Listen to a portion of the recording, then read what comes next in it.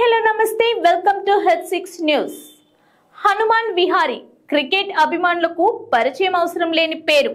అందులోనూ మన తెలుగు తేజం గడిచిన 7 సంవత్సరాల నుంచి రంజీ ట్రోఫీ మ్యాచ్లకు ఆంధ్ర టీం తరపున కెప్టెన్ గా బాధ్యతలు వహిస్తున్నాడు.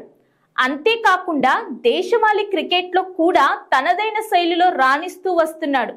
తన ప్రాణాలను సైతం లెక్క చేయకుండా ఆంధ్ర తరపున ఎంతో కృషి అందించాడు.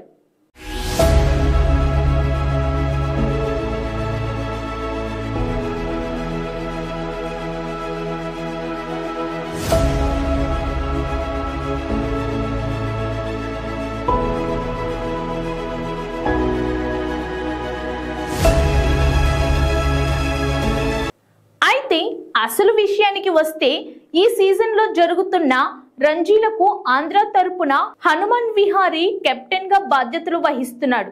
అయితే ఆంధ్ర టీం తరపున 17వ ఆటగాడిగా వైసీపీ పార్టీకి చెందిన కార్పొరేటర్ కుమారుడు పృథ్వీరాజ్ అనే ఆటగాడు 17వ ఆటగాడిగా ఉన్నాడు. టీంలో ఏ ఆటగాడు పొరపాటు చేసినా కెప్టెన్ మందలించే హక్కు కెప్టెన్ కి ఉంటుంది. అయితే హనుమాన్ విహారీ కూడా పృథ్వీరాజ్ చేసిన తప్పును ఖండించారు.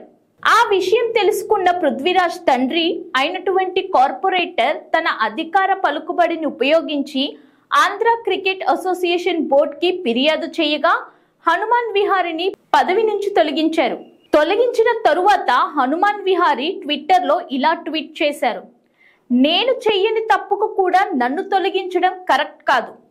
భవిష్యత్తులో నేను ఆంధ్ర తరపున ఏ ఒక్క మ్యాచ్ ని కూడా ఆడను అని ట్విట్టర్లో ట్వీట్ చేశారు.